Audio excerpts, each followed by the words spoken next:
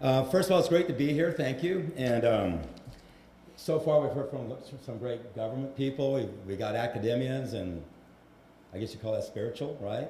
And I get to talk about business a little bit. I'm an entrepreneur, okay? And I'm going to share with you my perspective on happiness and how it can make a difference in your business, but how entrepreneurs, because I heard that question asked earlier today, how can businesses, reach out there and be a part of the equation to make this world a happier place, make a difference? And I really believe that businesses can be it, because all business is a bunch of people gathered together around a common cause. That's all it is. And great businesses have great people, and they understand their people. And if you I think this room, I'm kind of preaching to the choir here, but I think we all understand one thing, that happiness has been proven now through academia and research and clinical and brain scans and everything, that happiness is the precursor to success. That, quite honestly, most people have it backwards. They think if I get my health or my finances or my relationship, I'll become happy. And it's not true. If you just learn how to be happy, you become healthier. You have better finances. You have better relationships. So if you're a business owner, there's no greater thing you can do for your company, for your employees, than do what? Make them happy. Because when they become happy, they become what? More productive. When they become more productive, become what? You become more successful. So if happiness is a precursor to success, then a happy company is a precursor to a successful company. And so I was just interviewed by Forbes magazine, and I've been really blessed. I've had a lot of companies, and pretty much every one of them has been successful, and had just some really neat things happen in my life. And they were talking to me about that, and they asked me, what do you think is the thing that's allowed you to be successful? And everybody's always looking for the obvious thing. Well, I understood this about the market, I understood this about products, or I understood this about systems, or I was in the right place at the right time, and all those things do matter. But my answer was culture. I focus on culture. I believe in people. I believe people come first, and they build companies. Companies don't build people, people build companies. And I believe culture is the most magical thing you can do. And culture is not something you just say, hey, we're going to have culture. Culture is something that comes from inside you. The CEO of a company, he has to own it. He has to believe in it. It's got to come from every fiber of who he is. But the culture is a magical thing, because what a culture does is it attracts like-minded people. When you have a positive, happy culture, what do you attract? Positive, happy people. What do they do? Become more productive. So culture attracts like-minded people, but the other thing culture does is repels the people who do not belong to be with you. And that's just as important, to not to have the people amongst you that can hurt you as much as the people who can be with you. So people who focus on culture does two things. It attracts and it repels. The other thing culture does, and I said this, when you build a happy culture, you know what happens? They go out and bring happy people to you. You don't even have to search for employees, because happy people are searching for happy places to work. And so from a business perspective, it's not just the right thing to do, because it is the right thing to do to make your employees happy. You should pour into them. We do so many things for our employees, way beyond what the average company does. And it's the right thing to do, but guess what? It's the smart thing to do. It's by far the most, when it comes down to what do I do to be successful, obviously there's products, obviously there's marketing, obviously there's all these things that we do to build a business, but it's a smart thing to do. So some people just have to be driven by the smart thing, but quite honestly, it's the right thing. And for me, Christine, I come from media too. I built a TV network back in the 1990s, and I know those cameras, big old cameras, Cameras that cost $500 now cost $60,000 back then, you remember? And but I produced a TV network, a private TV network on personal development. Produced 900 shows around family, finance, health, relationships, career, just how to be a better person. And it was dedicated to being a positive TV network, nothing negative. It was a private network. You could get on there to subscribe to it. It was called The People's Network. And I built that, and also started writing books about how to become a better person. And my biggest book was Slide Edge, and it was just a very simple book about successful people do the little things that pretty much seem to make no difference at all in the act of doing them. They just do them over and over and over with consistency and persistency over a long enough period of time till they're successful. Not the compound, it's not about these big things that happen to you. And so I built that, but it was really interesting as I evolved away from that and I sold that. I was kind of going along doing my things, and I started seeing this happiness thing pop up. All you people here did this, okay? And this is about 3 or 4 years, and I go, what is this, okay? Because see, when I did personal development, I saw it as the precursor to making great people.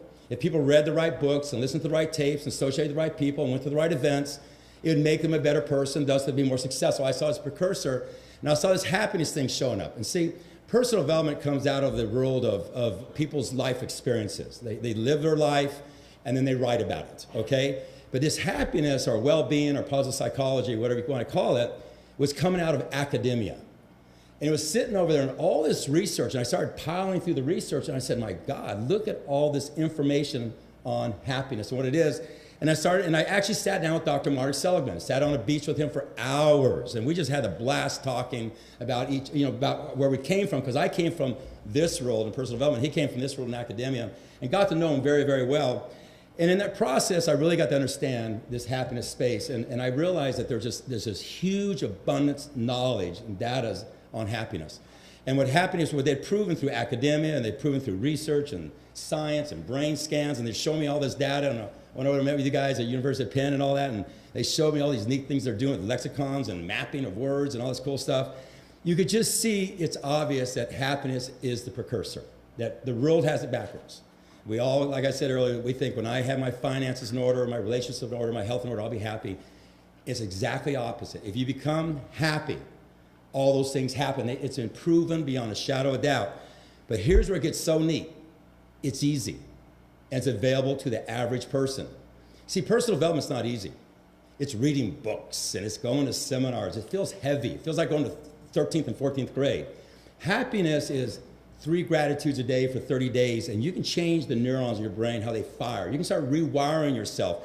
You can take a grumpy old man and in 30 days turn him into a happy person. It's easy to obtain. That's when I got even more excited. That is, not only is it's a precursor, but it's easy. And you look at science, science will show you how easy it is. Go look at Sean Aker, what he wrote, and look at what you can do with that. He comes from Harvard. And there's all this great research, and it just shows you that it's a precursor, and it's easy. It's not hard. The average person, it can easily become happy. And the other thing they say, it's not about big things that happen to you. So I think a lot of people think when I win the lottery, when this big thing happens to me, when I lose 100 pounds, when I become rich, these are big things. It's not big things, it's little things that you do. And so science has proven it's the precursor. What science has proven, it's available. What science has proven is that it's little things that you do. It's not big things that happen to you. So that's when I got excited. And that's when we started Live Happy. And who was at the lunch today?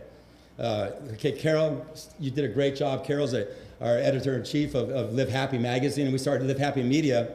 It was real simple. We just have one simple dream. And I say this to you, and I'm really sat here and listening to all you guys very hard today, because I don't care if you're the government. I don't care if you're the academians. I don't care if you're the spiritual leaders. And what I'm about ready to say, what we're trying to accomplish, I think you have to accomplish. I really do, okay? It begins with awareness. Everything begins with awareness, in my opinion. And what I mean by that, let's just say, this could be a child in the middle of Africa in a third world country where they have access to nothing, to a person that sits in the most privileged University of Harvard, okay? It doesn't matter, okay? Let's just say this is all the information there is about happiness. Everything is out there about happiness.